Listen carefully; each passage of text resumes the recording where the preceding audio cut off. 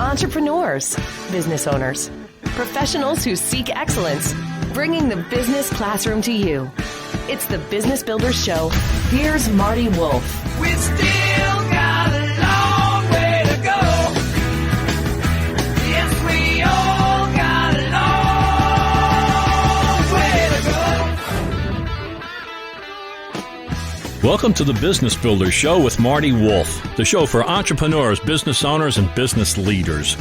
I'm Marty Wolf, your host for the Business Builders Show, and along with my executive producer, D.C. Taylor, we will be your guides on this learning journey. Let me tell you my super objective in being with you today. I want to enthusiastically share stories and information to inspire leaders, and if you're listening to this podcast, that's you, so you can inspire others. I've got two really neat guests with me in the studio today. They're local. This is a national show, but they're local friends. I have Jill Murray and Teddy Delaney, and they are with Lackawanna College in Scranton, Pennsylvania, which is also my hometown. Let's see if I get these titles right. Jill Murray, Dr. Jill A. Murray, is now Executive Vice President, Chief Innovation Officer, and President-elect at Lackawanna College. And Teddy Delaney is the eSports Program Administrator. So there's a clue to what we're going to talk about, eSports. Mm-hmm. This stuff is coming on. Jill and I, we've been talking about this for maybe over a year already, Jill. Over a year, almost 2 years, Marty. Yeah, you were on TechBridge Radio a year or 2 years, and it's all started here where you got me interested in this. That's Right? And That's exactly right. Went back and forth with some stories and some papers. So this is interesting stuff. So Teddy Delaney, I'm going to start with you. When did you start to realize that eSports was for real? Well, honestly, Marty, eSports has been kind of taking the world by storm professionally for quite a while now. But to be honest with you, Jill Murray is the one who put me on it collegiately. Mm-hmm. Back in the beginning of 2018, Jill reached out to me and sent me an article about a specific school that was had started the first varsity esports team. And were you already at Lackawanna when this happened? No, I had previously had an internship there, but I got it. Okay, yeah, so keep going. Yeah, so Jill sent me this email, and I did a little bit of reading, and came to find out that there was some colleges that were trying to create varsity programs, varsity athletic programs, giving a different genre of students a chance to compete collegiately. So I started diving into it, and we met a couple times over the course of 3 months and threw together this crazy proposal just filled with different information on how it can build up students and we can set them on a path to success. And a couple months later, we established a varsity esports program at Lackawanna College. Jill, anything to add to that? Like when you started to see that this thing is like the real deal? When I started to do research after I reached out to Teddy and we started talking about it, I was blown away by the vast reach of the esports ecosystem and the community around it and what was happening in the collegiate world, in the collegiate space. And as I started talking to people in the college community, you can imagine their reaction, right? Especially the traditional sporters, sure, the athletic director, our Hall of Fame football coach, who said, "What are you talking about? What are you saying? What are you thinking about? What are you saying?" So we really had to put a very tight proposal together to go in front of our board of trustees. Sure. Because it required a significant investment on our end, and I think they kind of looked at me cross-eyed and once we laid out the plan in front of them and the multidimensional pieces that we have going, they approved it. Yeah, you kind of had data to back it up. We did. There was some things going on, right? So, Teddy, back to you. Who's this attracting? Who did it attract, let's say, 3, 4, 5 years ago, and who's it attracting now? In whatever level, collegiate, high school, pro. Talk to me about that. Who's this attracting? Sure, and that's the interesting thing, Marty, is because it's attracting everyone, I think. And there's data to show that as well. See, I came from a traditional sport background myself. In high school, I played soccer, basketball, ran track, I swam, cross country, and a little on the side, I played video games at night, Sure. But we have, in our program, we have had wrestlers, we've had baseball players, we have kids in the culinary program, we have kids from every different area, every different degree. Right. So while there's kids that are mainly gamers. Maybe some are a little more introverted. That's what they do. Those are their interests. But that's not everyone. There's a lot of kids out there that are interested in playing video games that just maybe their main interest is a traditional sport, but that's their hobby on the side. Anyone can do it. The door is open for everyone. We have boys, we have girls, we have kids with different disabilities, and it's open to everyone. So there is a game out there for anyone to play. So I could see, generally speaking, quote unquote, younger people do all kinds of gaming. They do different things. Mention a couple of games that is commonplace that a lot of people play. We're talking about, before we came on the air, a couple of games. Sure. So, I mean, there are your traditional sport games like Madden, which is football, FIFA, which is soccer, NBA 2K, and all of those traditional sports games are played at a highly competitive level. But then you have your other games like Call of Duty. There are online card games like Hearthstone, League of Legends, Overwatch. There are well over a dozen official esports titles, and it's just what game are you interested in? What game do you have the best skill set? And again, these games require critical thinking, strategy, teamwork. So there's a lot of crossover between traditional sports and esports, believe it or not. So back to you, Jill. So he just hit something that I wanted to talk to you about anyhow. So it's obvious that they're playing these games and they're gaming, but from a collegiate level, since we're talking about Lackawanna, he mentioned critical thinking skills. What else is involved from your point of view, why is this valuable? I think there's a lot of value to esports on many different levels. First of all, it does promote this team concept, right? This critical thinking, strategic thinking, the ability for people to learn how to relate and communicate to one another. There's such incredible, just like, your team is on the basketball court trying to talk to each other and communicate verbally and non-verbally. These folks are doing the same kinds of things. I think the other interesting piece for the first piece to this is probably the first sport that we're able to think about building degrees around. Wow. So this is the first sport that you can think about building degrees around. Yeah. Oh, you got to go deeper on that for me. So the ecosystem of esports, the business ecosystem of esports is massive. And so we can think about, kids that are playing video games are attracted to cybersecurity or IT. Kids that are playing esports are attracted to the graphics and the graphic design of these games. They're attracted to sports management and event management because they go to these live games, which are like concerts. It's like going to a concert. These are mega events. Right. These are mega events, I know. And so it is truly for us, and what we've tapped into, in our strategy, our multi-pronged strategy, is that we're now thinking about how to build degrees around esports. And for us, that's a completely new and innovative thing to do.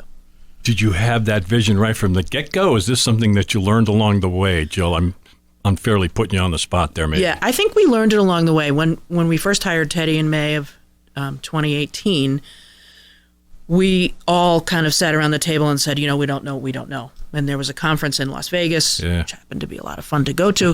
Why not? Where we learned a lot about the ecosystem, a lot about the business end, a lot about the sponsorships, a lot about the technology pieces and what attracts these students and what students are attracted to it.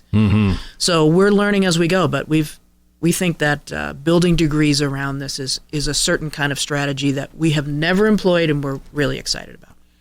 Where do you stand in terms of the other colleges? Teddy, I'll look to you for this one. You compete with other colleges, correct? Correct. Talk to me about that. Yeah, so we can play literally anyone we want, and that's the beauty of esports is everything is mainly held via the internet. So we're very close friends with the Boise State esports team. We're very close with some people at Randolph-Macon College, and then again we can play Kings, we could play Wilkes, Marywood, anyone that has a team. We can connect with them online and play with them.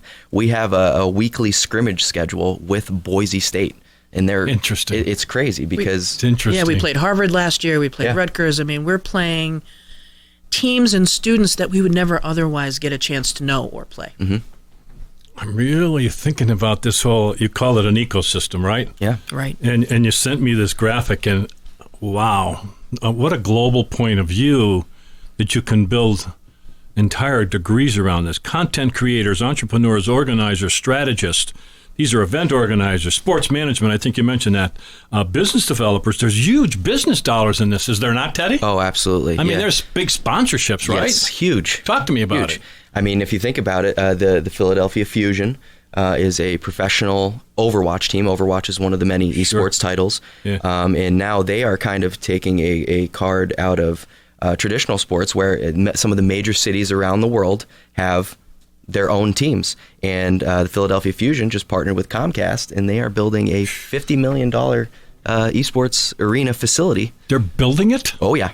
I think construction is ongoing. There's real right money now. in this. I got to invest here somehow, Yeah. Jill. Yeah. Got any tips? That's exactly right. And then something we were just talking about out front there is some of these organizations have prime time television deals. You know, you can see an Overwatch match on Disney XD, ABC, ESPN. You know, there's big names out there. You see that coming, but I guess should say, but tell me, is it really coming through the streaming services like YouTube, and where are people actually seeing or participating most in this? Right. Majority of the views of people watching these events are going to happen on platforms like Twitch, YouTube, Mixer, even Facebook. You know, anywhere that you can stream video, there are companies putting up their events, you know. Yeah. What's the website? People to learn more about this whole program. For us, it would be, you can go right to our website, lackawanna.edu/esports. We have a Twitter, we have Facebook, we have our own Twitch, twitch.tv/lackawanna.edu. But yeah, on Facebook and Twitter, you search @PlayLC Esports, and you can find everything from scheduling of our events, different community events that we do, find our rosters, everything. Is this semester-based? I guess I'll stay with Teddy, unless you want to answer it, Jill. It's semester. How is this? Is there seasons to this? What's it look like? Talk to me about that. And it's interesting now because a lot of these different conferences and leagues are trying to establish rules. You know, you have player eligibility for traditional sports. So, for instance, in the NJCAA, a lot of our traditional sports compete in.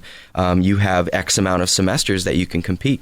For esports, again, it's all online, so you can play in a fall season, a spring season, a summer series, a winter series.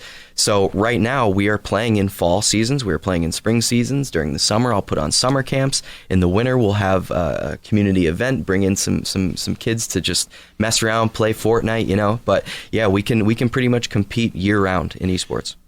And they can win prize money too, and it not make them money. ineligible, right? Yeah. Well, go a little deeper on that. Yeah. Jill, go ahead.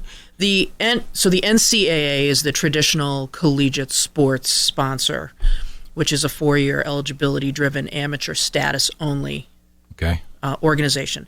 The NJCAA, which is the junior college NCAA, for traditional sports has that same qualification, but for esports, there is none.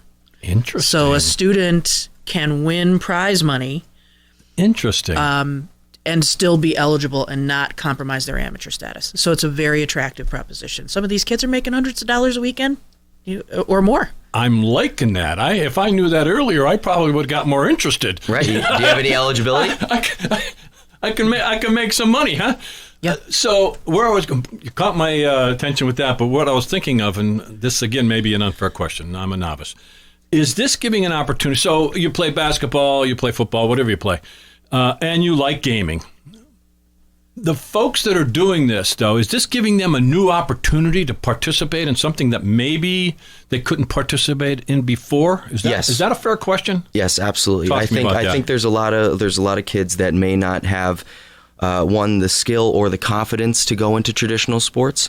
Like I said, we tend to have some introverted kids, but once we bring them in, they enter into a room that's full of kids with the same interests. Yeah. So while we are tapping into a new genre of students that may not have had that chance to join a traditional sport, there's a crossover. There's Anyone a mix of can both. do this. Yep. They can gain the skill and can get better at it. Jill, how many students do you have now? And when you answer that question or give me a rough number, tell me about the game room. So roughly how many students do you have involved? We have about 40 students right now. In the fall, we're expecting 50, which is a lot for Are there any scholarships sport. available for this? You're at Lackawanna or elsewhere? We just gave out about close to $30,000 in scholarships this year. Holy moly. Yeah.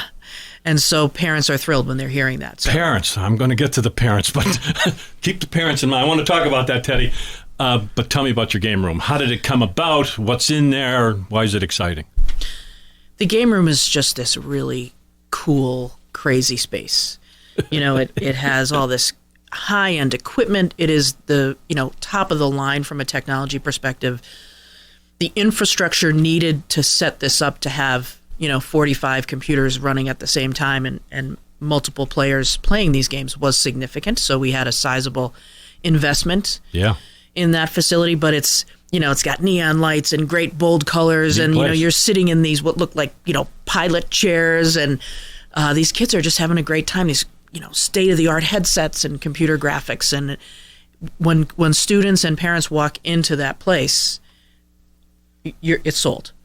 I'm going to come back to you for the parents. Hold that thought. How did you design the game room? Was there a model to follow? Did you go to manufacturers? How did you figure out what to put in the game room? Sure. I think it's a little bit of me previously watching a lot of these events, so I got a good feel of the atmosphere, the vibe that a lot of these places put off, and then I got to see the facility that we were potentially going to be housed in, so I got a lay of the land a little bit, and it just... The way that our room is designed, it was kind of perfect for inlaying some nice graphics, and outlining nice neon lights. So I kind of just stood back, looked at the room, and over the course of a week or so, just made a few plans, and we have 2 80-inch TVs in there where we can watch our game footage and run practice from. It's like walking into a battleship essentially, and we wanted to give that vibe and that atmosphere to our students that they're going into battle in there. Jill, there was one investment in this. There's some high-powered technology running in that room. High-powered technology. I mean, it was a several $100,000 investment that we had to be very capable to be able to pay ourselves back. And obviously, with those students and that tuition, we're able to do that. Sure. But what we also proposed to our board of trustees was a multidimensional business plan that not only focused on getting teams up and running and having tuition revenue, but what are the other pieces of the ecosystem that we could tap into to build a business around, to generate revenue outside of tuition so that we could sustain this wonderful, this room, the infrastructure, but also then to generate revenue outside. So we started what was at one point the only video collegiate esports podcast in the country. Now there's a couple. Yeah, make sure we mention the podcast. Copied us. Yeah, called The Game Room, and Teddy can certainly talk about that. We're looking at, how do we commercialize opportunities? How can we get into the jersey market? How can we get into the commodities market with esports? We're looking at potentially starting a conference so we can have tournaments and a conference championship. Sure. And then the final dimension to that is we have this beautiful theater at our college that we just got a $125,000 grant to help transform technology-wise into an esports arena. Wow. So we're going to be generating live events and revenue from those live events. So it's a multidimensional business plan, right, and that we've never done before because of this esports industry. How exciting. It's very exciting. So let's get to those parents that are the students, talk to me about parents' reactions. Jill, let's go to you first. That's been the biggest surprise to me. What? They, of course, parents and grandparents know this industry just by, please put your games away. It's time for dinner. That's a negative right. view, though. And they keep saying, stop playing these video games. You're driving me crazy. Or we need to spend family time together. And then when they realize that this is an actual sport, these kids can really become really good and earn college scholarship. Boy, is there tune change. Yeah.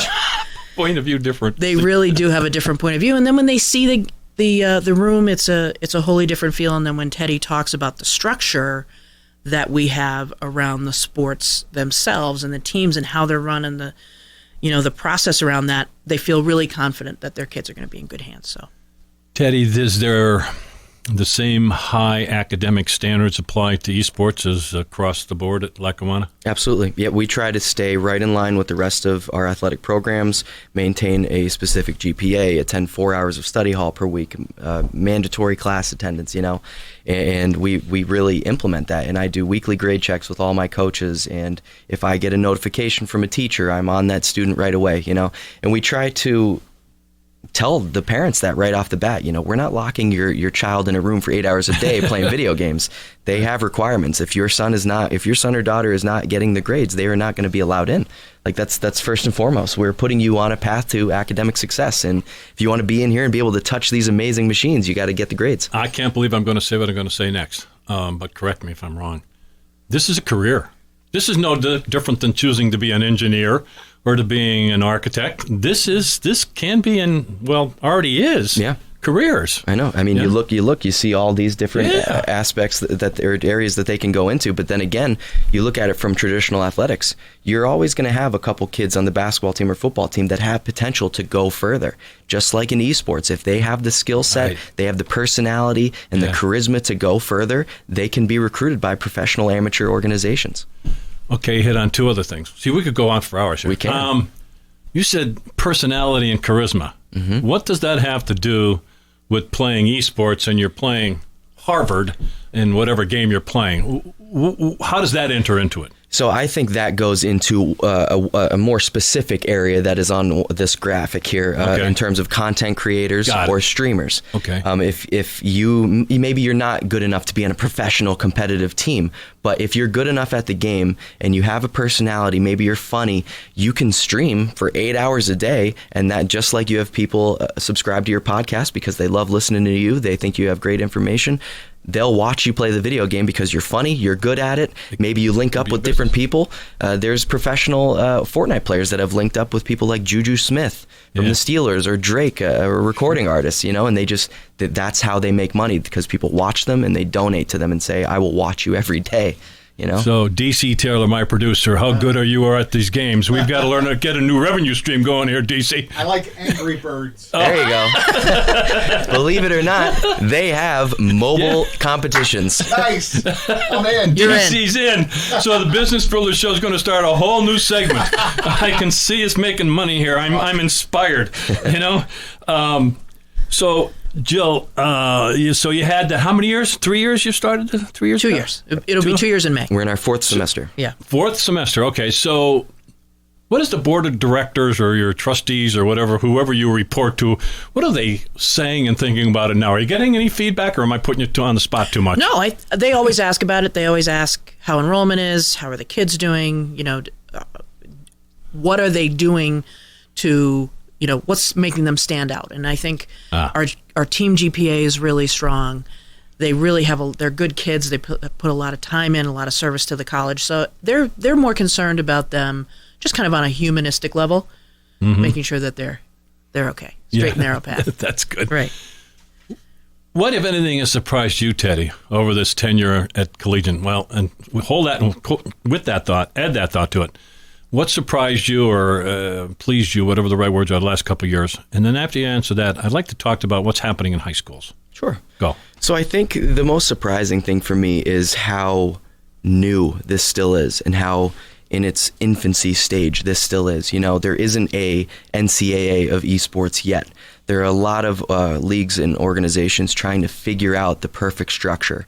We're taking part in 3 different leagues and conferences just so we can fill our game schedule, and something that we've learned is that it's still like the wild, wild west out there. Someone can say, hey, we have a Overwatch match at 7:00, but that team, maybe their kids have class, maybe they have work and they can't play at that time. And it gets a little frustrating that we have to reschedule and work with a bunch of different schedules and time zones even, because it still hasn't 100% even been regioned out, so we can play a school on the opposite end of the country that can play at a certain time that ends up being 10:00 at night for us, and then you find out that there's some of these games are way more popular than other games. When we reach out to kids, what games do you want to play? What teams can we form? And then come to find out that this crazy obscure game has millions of viewers and followers, and then again, you learn the different groups of kids that are interested in these games. I knew coming from my standpoint that there was going to be some traditional sporters interested, but it's very interesting when you put all these different kids in a room together and see how they become friends. We had one of the most introverted kids join our program last semester. wouldn't even make eye contact with you, could barely talk to you. And this semester, he's starting conversations, he's engaging, he's running practices and calling VODs and calling plays. And it's like, we pulled him out of his shell. Oh, yeah. You know, I recently... Yeah. The team thing does that as much as anything else. The team thing, that whole thing. So talk to me about high schools. What's happening at the high school level here in our region or across the country? So again, just like we saw the spark on the collegiate stage, there is high school esports leagues. And we're seeing schools like Riverside and Wyoming area and all these other local high schools like Valley View looking into start these programs because they have those kids there too that are looking for something to get involved with. And they're going to be looking to go to school, college. Exactly. For this. So there's incentive every step of the way, you know. Yeah. Look at this amazing facility we can provide if you get the grades, you know, if you join in and get involved. Look at the schools around you that we can send you to, that we can have people like me come recruit you to get a scholarship to play video games on a collegiate level. You know, it's insane. And Jill, like you're saying, I mean, people are making money. There's huge money in this. There's huge events. It's coming on national TV. It's streaming like crazy. There's mega events I know being held in Atlantic City and elsewhere. Vegas, I'm sure. Right. A lot of things are going on in Vegas. I'm sure of that. Yep. So we need to wrap up. Jill, I'll start with you first. What didn't we talk about that I should have asked you? Anything? Not too much. I think what we're trying to do is create an economy for this region around esports, to try and generate a whole way of thinking about this new industry as a boom for Scranton, as a boom for the region and the city, and really try to up our game. We're trying to up our game so that everybody else ups their game. You know, there's plenty of room for everybody in this field. Sure. And we're leading the movement in esports in our region and in our city, and we want to continue to do that. We want to create an economy around esports. Well, again, you're recognized nationally now. Right. I mean, you're playing games with other schools and other communities, and so you're already recognized. So, Teddy, anything I should have asked you or that you want to point out, something I missed, or you want to... We touched on a lot, and again, like you said, we could talk about this for hours, but I think get ready to see the number of varsity esports programs surpass the number of varsity football programs in the next... Whoa! Say that one more time. Couple years. See, I'm Get listening. up off the floor. Couple more years. Get up off the floor. And that's that. Like I said, surpass the number of varsity football programs. Collegiate. I'm already hearing words about NASCAR. That esports actually has more viewers than than NASCAR. There are plenty of charts out there that you can list. Yeah. It goes from Super Bowl to. So I'll put it this way: the Super Bowl. Let's say the Super Bowl this year had 175 million viewers worldwide. The highest viewed professional esports competition came in 150 million. Professional. So there's sponsorship dollars, there's events, this is a whole... Just beginning. And talk about an ecosystem of money. Yep. Right? Some of these professionals are making $30,000 a month. Wow. DC, are you listening to this? We got to get a program out here. All right. So I said right at the very beginning that I wanted to bring these folks in. I wanted to bring Teddy and Jill in. Yes, this is a local school in my area, Scranton, Pennsylvania, which I'm proud to say. You're here. I'm proud to say that I'm here. This is a national show. So I want folks to be able to contact you if that's okay with you. Of course. So tell me your website again, and can they reach you through the website? So Teddy, give me your website. Absolutely. You can go right to lackawanna.edu/esports. You can check us out on Facebook and Twitter at PlayLC Esports. That's at PlayLC Esports on Facebook and Twitter. Our Twitch, if you'd like to view any of our streams, we stream Monday through Friday at twitch.tv/LackawannaEDU. Excellent. So my guests have been Jill A. Murray, Dr. Jill Murray, and she's the Executive Vice President, Chief Innovation Officer, and President-elect of Lackawanna College. Congratulations. Thank you. And Teddy Delaney, and he's the Esports Program Administrator. So thank you both for being part of the Business Builder Show. Thank you. Happy to be here. Thanks a lot, Marty. Thank you so much for listening to the Business Builder Show. To learn more about me, and I'm Marty Wolf, go to MartyWolfBusinessSolutions.com. That's Marty Wolf, businesssolutions.com. To learn more about Kelly Hoey, go to her website, which is jkellyhoey.co. That's jkellyhoey.co. And of course, you can find Kelly and Marty on LinkedIn and Twitter. A reminder, you can find all our Business Builders shows on iTunes, Spotify, and on your favorite podcast app. bringing the business classroom to you. It's the Business Builders Show with Marty Wolf.